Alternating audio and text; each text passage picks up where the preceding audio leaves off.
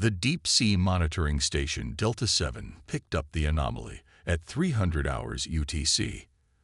Dr. Sarah Chen stared at her holographic display, coffee forgotten in her hand as she watched the impossible reading from the Mariana Trench.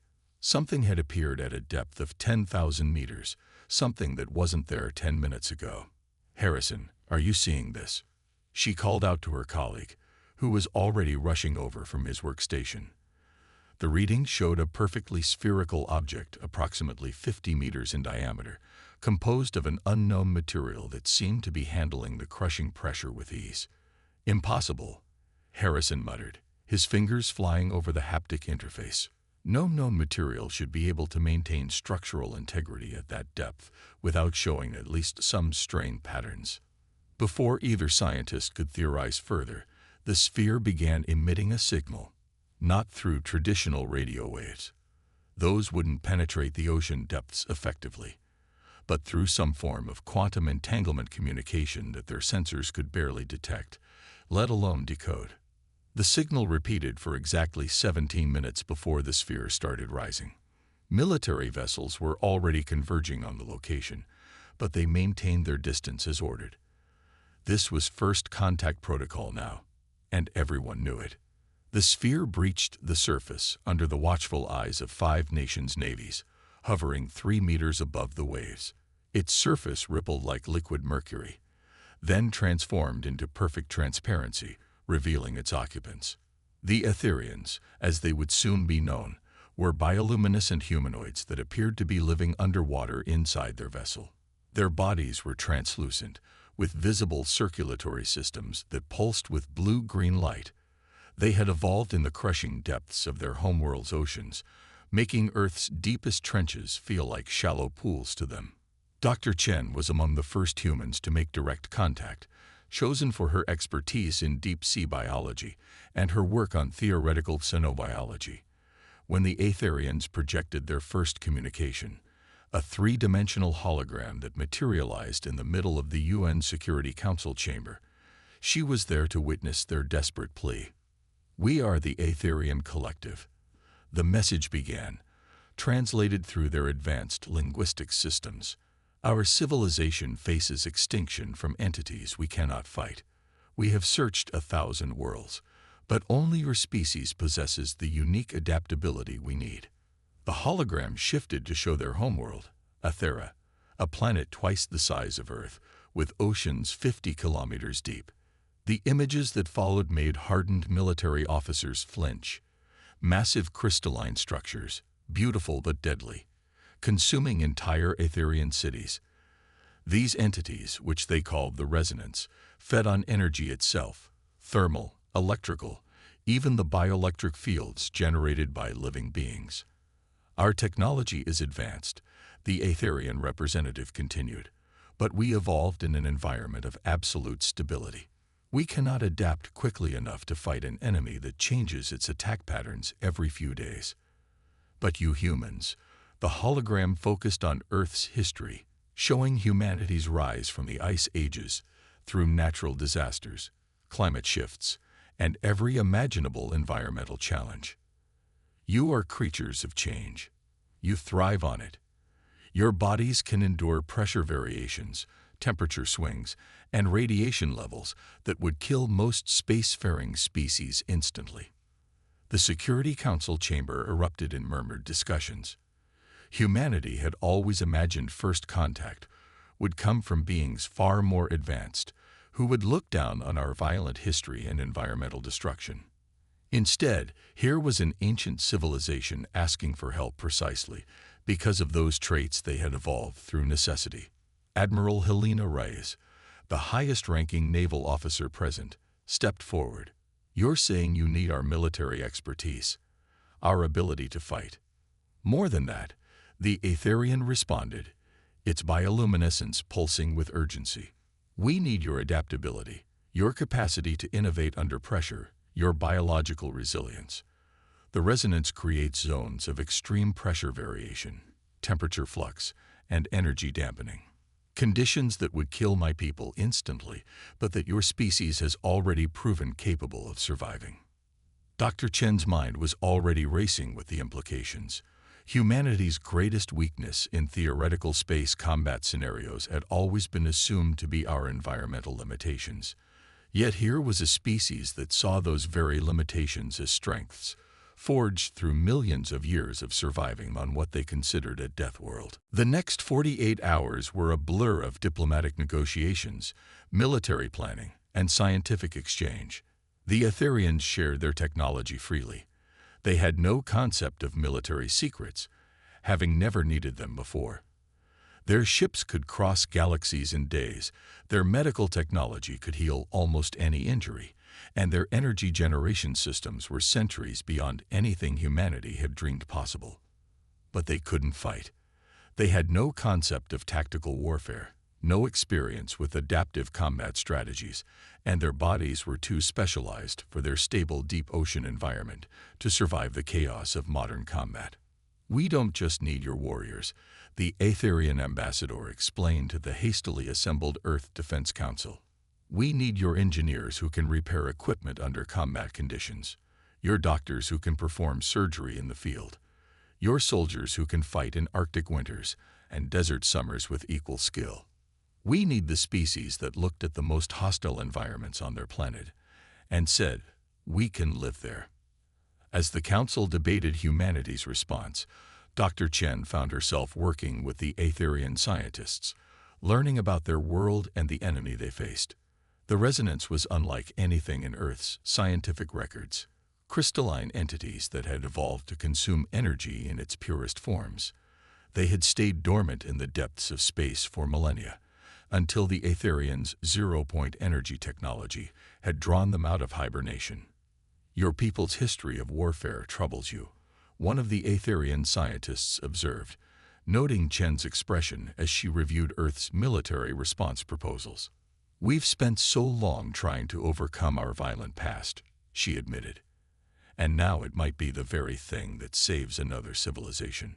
The Aetherians' bioluminescence shifted to a pattern that their translators indicated was their equivalent of a sad smile. "Perhaps the true wisdom is not in avoiding conflict entirely, but in knowing when to fight and when to make peace. We achieved perfect harmony in our society, but at the cost of losing the ability to defend it. Your species carries scars, but also strength." As the first wave of human volunteers began their training for deep space combat operations, Dr. Chen couldn't help but feel a profound sense of irony. Humanity had always looked to the stars hoping to find answers, to learn from more advanced civilizations.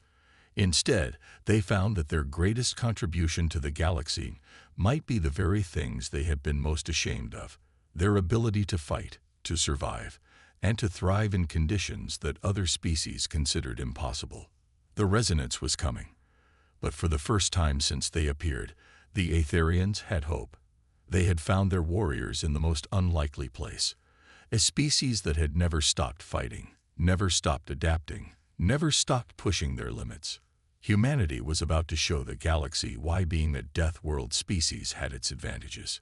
Captain Maya Rodriguez stood at the viewport of the Aetherian vessel Luminous Depths, watching Earth shrink behind them. The ship's quantum drive was unlike anything humans had developed. Instead of pushing against space-time, it simply relocated matter through probabilistic quantum tunneling on a massive scale. The entire journey to Aethera would take less than 3 days.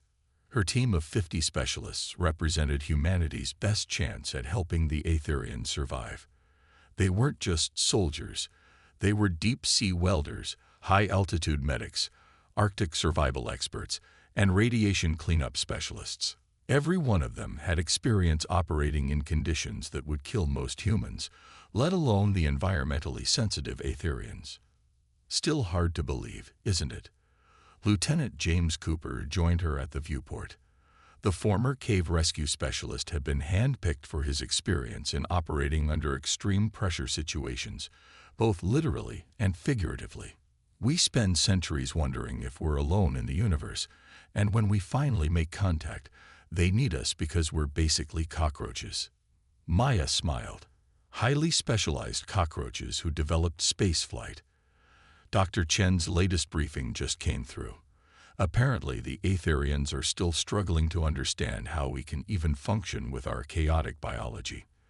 They evolved in such stable conditions that the idea of homeostasis is completely foreign to them. The ship's interior was filled with water, but the human areas had been specially constructed with air-filled chambers. The walls were transparent, allowing constant communication between the two species. Maya watched an Aetherian engineer drift past, its circulatory system pulsing with patterns that the translation software was still learning to interpret. Their first real challenge came during the initial defense planning session. The Aetherian Military Command, a concept they had only recently developed, had assembled in a massive underwater chamber. The humans attended from a pressurized observation room, their voices carried through sophisticated translation systems.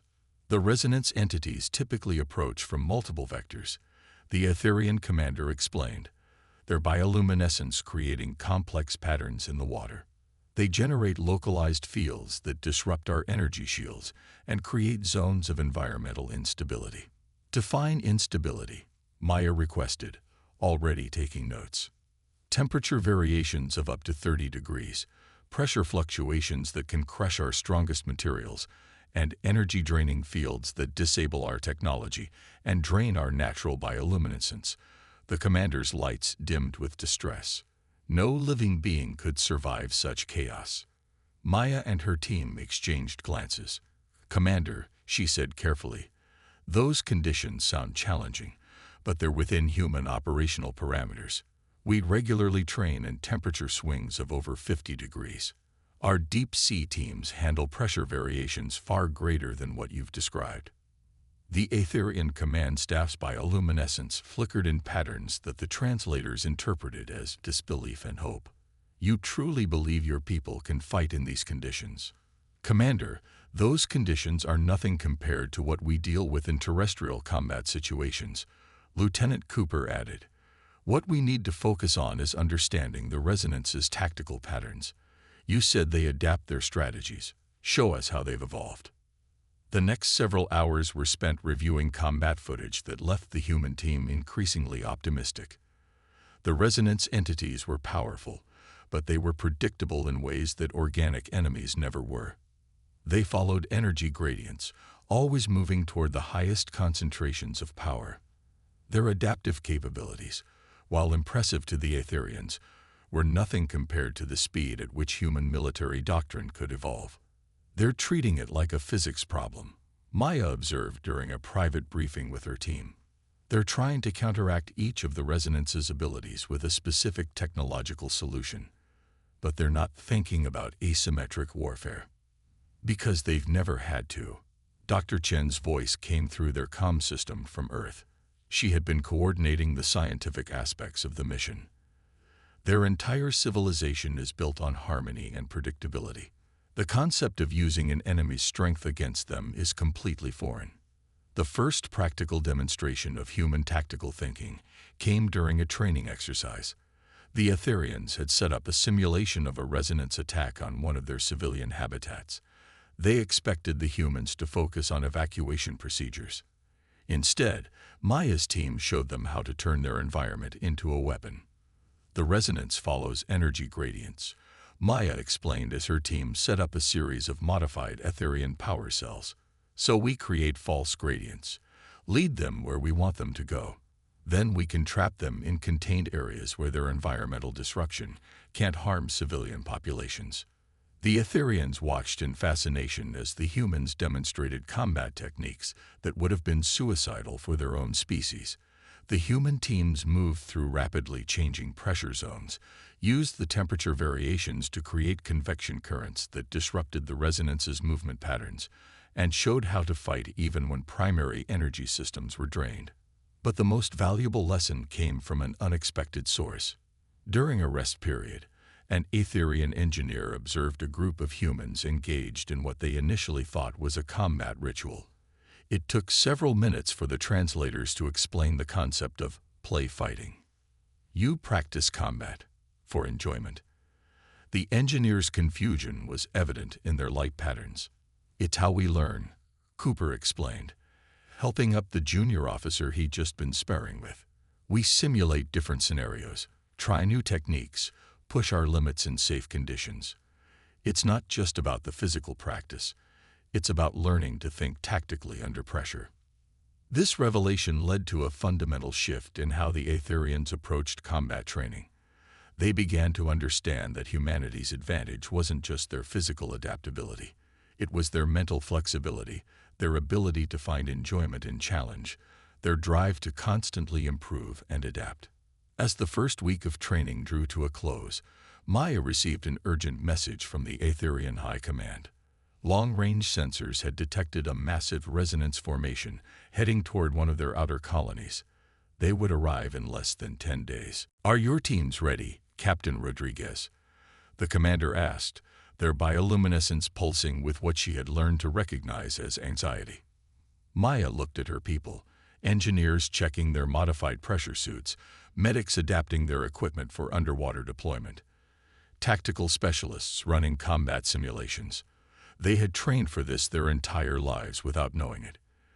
Every hostile environment on Earth had prepared them for this moment. "We're ready, Commander," she replied. "It's time to show the Resonance why picking a fight with a Deathworld species was a very bad idea." The Aetherians' lights shifted to a pattern of gratitude. "You truly are remarkable beings. To face such chaos without fear." "Oh, we feel fear," Maya corrected them. "We just learned a long time ago that fear is just another tool, another thing to adapt to, another challenge to overcome." As the combined human-Aetherian force prepared for their first real combat operation, Maya couldn't help but feel a surge of pride. Humanity had finally found its place in the galaxy, not as conquerors or victims, but as protectors. They would teach these peaceful beings how to fight when necessary, while learning from their advanced technology and harmonious society. The real test was about to begin, and humanity was ready to show the galaxy exactly what a species forged in chaos could do. The outer colony of Haven's Deep shimmered like a constellation of blue stars in the abyssal darkness of Aethera's ocean. Through the reinforced viewport of her modified pressure suit, Captain Maya Rodriguez watched the Resonance approach. They were beautiful in a terrifying way, crystalline structures that pulsed with stolen energy, their faceted surfaces refracting the bioluminescence of the city they were about to attack. "All teams, final position check," Maya commanded through the quantum-encrypted communication system. The responses came back quickly.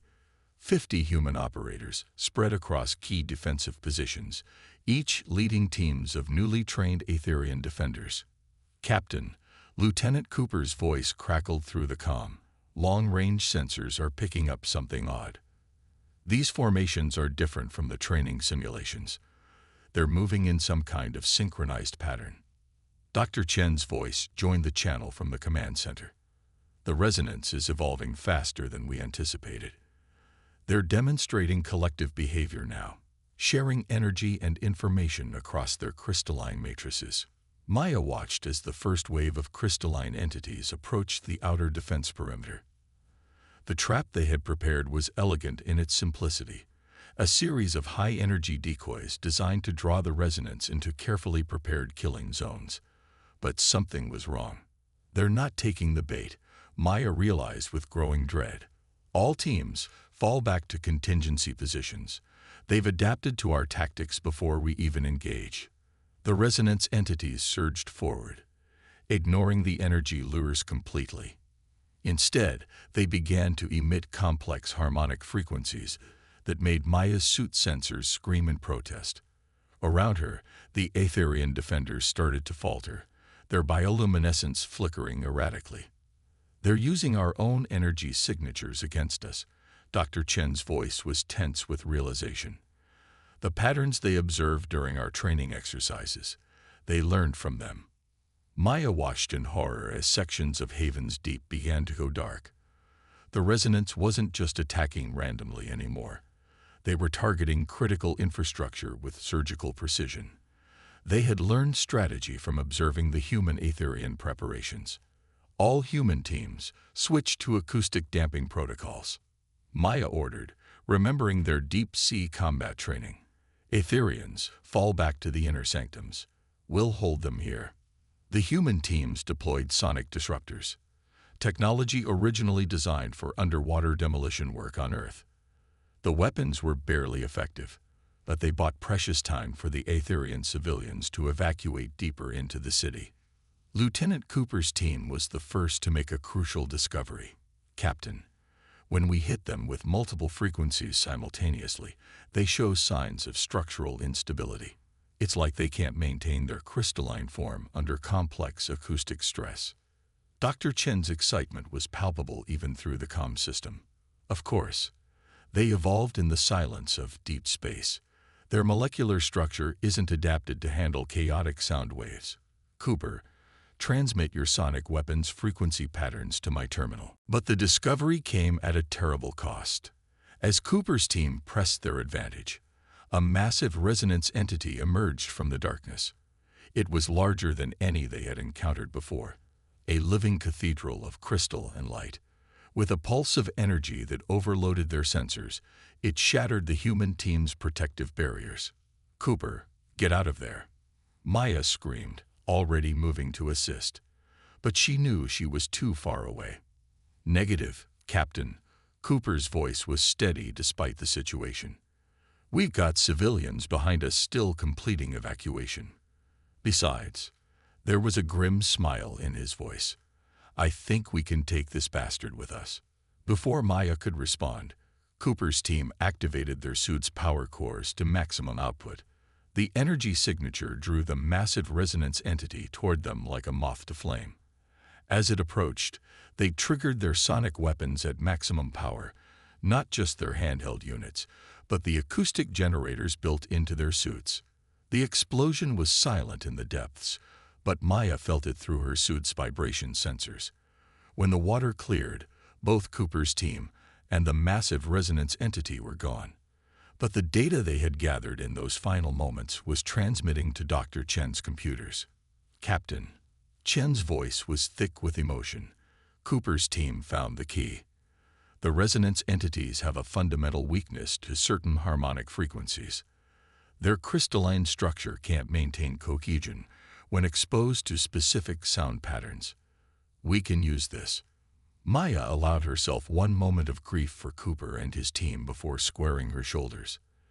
Then let's make sure their sacrifice means something. All remaining teams, fall back to the city center. Dr. Chen, I need you to start working on a way to weaponize this discovery. The battle for Haven's Deep raged for another 12 hours. The human teams fought a fighting retreat, protecting the Aetherian evacuation, while gathering more data on the resonance's reaction to different sonic frequencies. They lost 3 more teams in the process, but each sacrifice bought them invaluable information. When it was over, Haven's Deep was largely in ruins, but the majority of its population had survived, something unprecedented in previous resonance attacks. More importantly, they had found a weakness they could exploit. In the aftermath, Maya stood with the Aetherian commander, watching emergency teams begin the process of rebuilding. The commander's bioluminescence pulsed with patterns of sorrow and gratitude. Your people willingly gave their lives to protect ours, the commander said softly. We did not understand such sacrifice was possible. Maya thought of Cooper's final transmission, of the other teams who had died buying time for others to escape. Humanity learned long ago that survival sometimes requires sacrifice. But we also learned that sacrifice without purpose is just waste. We'll make sure their deaths have meaning. Dr. Chen's preliminary analysis was already showing promising results. The resonance's crystalline structure was vulnerable to specific combinations of frequencies, sound waves that could shatter their molecular bonds. But to weaponize this discovery, they would need to combine human combat experience with Aetherian technology in ways neither species had imagined before. As Maya filed her report to Earth Command, she included a quote that seemed particularly appropriate. The most dangerous animal is not the one with the sharpest claws, but the one that never stops learning from its defeats. The resonance had evolved to counter their initial tactics, but in doing so, they had revealed a critical vulnerability. Now it was humanity's turn to adapt, to take this hard-won knowledge and turn it into a weapon that could save an entire civilization. The real question was, could they develop this weapon before the resonance evolved again? The laboratory deep within Aethera's primary research facility hummed with activity. Dr. Sarah Chen stood before a holographic display showing the molecular structure of a resonance crystal, her eyes red from lack of sleep. Around her, human and Aetherian scientists worked in an unlikely but effective partnership, combining Earth's acoustic engineering expertise with Aetherian quantum technology. The problem isn't generating the right frequencies, she explained to Captain Rodriguez, who had just arrived from the latest defensive operation. It's delivering them with enough power at the right range without destroying our own equipment in the process. Maya watched as an Aetherian researcher manipulated quantum fields around a small crystal sample recovered from the Haven's deep battle. Cooper's team proved it works, but their method was unsurvivable. Chen finished grimly. Yes, we need something more precise, more controlled. The Aetherians have been helping us understand how the resonance absorbs and channels energy. The hologram shifted to show energy flows through the crystalline structure. Under certain frequencies, the crystal's molecular bonds began to vibrate out of sync, creating cascading failures throughout the structure. But before they could complete the effect, the crystal would adapt, shifting its molecular arrangement to dampen the harmful frequencies.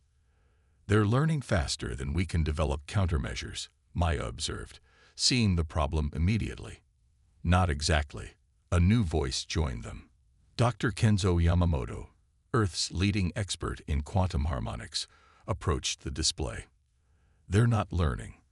They're evolving through energy state changes, like water shifting between liquid, solid, and gas phases. We don't need to destroy them. We need to force them into an unsustainable phase shift. The concept sparked a flurry of activity. Aetherian quantum engineers, who had spent centuries perfecting energy manipulation, began working with human acoustic experts to develop a new kind of weapon. They called it the harmonic cascade generator, a device that could create precisely tuned quantum fields that would carry specific sonic frequencies through space. Progress was rapid but not fast enough. Reports kept coming in from the outer colonies. The resonance was changing its tactics again, developing new ways to drain energy from Aetherian cities. They were learning to create quantum shadows that could bypass traditional defenses entirely. Time for another field test, Maya announced 3 days later, standing in the testing chamber with a prototype of the new weapon. The device looked like a combination of Aetherian crystal technology and human acoustic engineering, with pulsing quantum conduits running through its core. The test subject was a small resonance crystal fragment kept in a quantum containment field. As they activated the device, the crystal began to vibrate. Its surface shifted and flowed as it tried to adapt to the sonic assault. But this time, something was different. Look at the energy patterns. Dr. Chen pointed to the readings. It's trying to shift forms, but the quantum field is preventing it from stabilizing in any configuration. It's caught in a perpetual phase transition. The crystal's glow intensified, then suddenly dimmed as its structure collapsed into inert matter. Not destroyed, but transformed into a stable, harmless state. It worked, Maya breathed. How soon can we scale this up? The answer came from the Aetherian High Command. They had 1 week before the largest resonance swarm ever detected would reach their core worlds. The entire species began a massive manufacturing effort, converting their peaceful energy production facilities into weapons factories. Humans taught them principles of mass production and battlefield logistics that their civilization had never needed before. Maya spent the time training mixed human-Aetherian combat teams. The Aetherians were learning quickly, their natural ability to manipulate energy making them excellent operators for the new weapons once they overcame their instinctive aversion to conflict. Remember, she told her teams, we're not trying to destroy them. We're forcing them to change into a form they can't use to hurt anyone. It's not about violence. It's about transformation. This perspective helped the Aetherians reconcile their peaceful nature with the necessity of combat. They began to see the harmonic cascade generators not as weapons of destruction, but as tools of transformation. The night before the expected resonance attack, Maya found Dr. Chen in the laboratory, making final adjustments to the command and control systems for the weapons. "Did I ever tell you why I specialized in deep-sea biology?" Chen asked without looking up from her work. "No," Maya replied, helping her calibrate a sensor array. "Because the deep ocean is the closest thing on Earth to alien life. Creatures that live without sunlight, under crushing pressure, in conditions we once thought impossible for life to exist." She smiled sadly. "I wanted to understand how life adapts to extreme conditions. I never imagined that knowledge would help us save an alien civilization." "Life finds a way," Maya quoted, "whether it's in Earth's oceans or in the depths of space." Speaking of which, the latest scans show something concerning. The resonant swarm. It's moving faster than predicted. They'll be here in 6 hours. Chen's hands stilled over her work. The weapons aren't fully tested. We don't know if the phase shift will work on their larger entities. We never know anything for certain in combat, Maya replied, falling back on years of military experience. We adapt, we overcome, we survive. It's what humans do best. As alert sirens began to sound throughout the Aetherian city, Maya watched their combined forces take their positions. Human combat teams worked alongside Aetherian energy specialists, their differences forgotten in the face of a common threat. The prototype harmonic cascade generators hummed with potential energy, their quantum cores pulsing with a combination of human ingenuity and Aetherian technology. "All teams, final equipment check," Maya ordered through the command network. "Remember your training. Remember Haven's Deep. Remember Cooper." She paused, then added something she had learned from the Aetherians. "Remember that every crisis is an opportunity for transformation." The deep waters of Aethera began to shimmer with approaching crystal formations. The largest resonant swarm ever recorded was about to meet the combined might of two species that had learned to turn their differences into strengths. The final battle for Aethera was about to begin. The resonant swarm filled the dark waters of Aethera like a constellation of malevolent stars. Captain Maya Rodriguez had never seen anything so beautiful or terrifying. Through the quantum-enhanced sensors of her pressure suit, she could see the crystalline entities coordinating their movements with an intelligence that seemed almost conscious. "Energy signature analysis complete," Dr. Chen's voice came through the command network. "They've definitely evolved since Haven's Deep.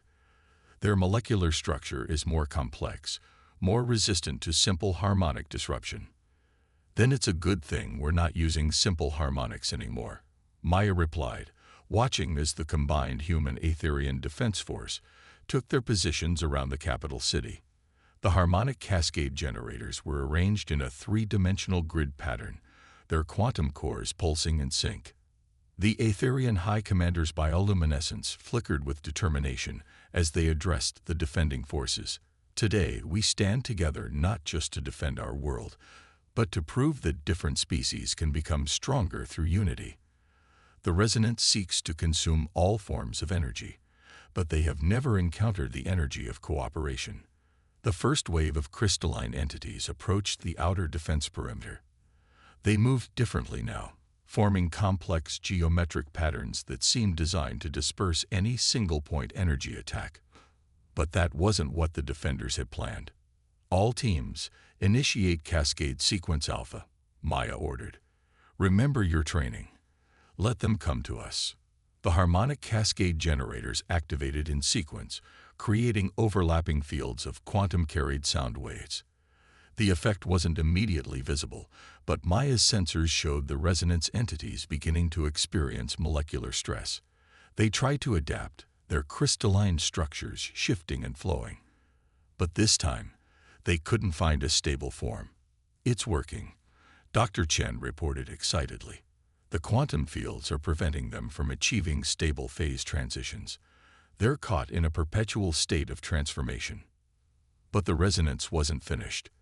The larger entities in the swarm began to merge, combining their energy to create massive crystalline structures that could withstand a harmonic assault.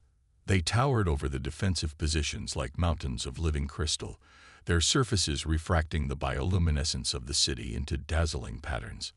Energy levels are off the charts, an Aetherian scientist reported, their lights pulsing with alarm. They're trying to overwhelm our quantum fields through sheer power. Maya watched as the massive entities began to advance, seemingly unstoppable. Then she noticed something, a pattern in their movement, a rhythm to their energy pulses. Dr. Chen, are you seeing this? They're synchronizing their energy output. Yes, Chen's voice was triumphant. They're actually making themselves more vulnerable. All teams, recalibrate your generators to match their synchronization frequency. Use their own rhythm against them. The human Aetherian teams moved with practiced precision, adjusting their weapons to create a resonant harmony with the crystalline entity's own energy patterns. The effect was immediate and spectacular. The massive structures began to vibrate, their perfectly aligned molecular bonds becoming their greatest weakness. Now, Maya commanded, full power to all generators. The waters of Aethera lit up with quantum energy as every harmonic cascade generator fired at maximum output. The synchronized crystals couldn't adapt fast enough. Their very unity became their downfall. Like a wine glass shattering at just the right frequency, the massive entities began to break apart. But they didn't explode or disintegrate. Instead, their crystalline structures underwent a fundamental transformation. The aggressive, energy-consuming matrices collapsed into stable, inert formations. The transformed crystals drifted in the current, still beautiful, but no longer dangerous. Keep pushing, Maya ordered as the smaller entities tried to scatter. Don't let them escape to evolve again. The battle continued for hours, with the defenders methodically corralling and transforming every resonance entity they could find.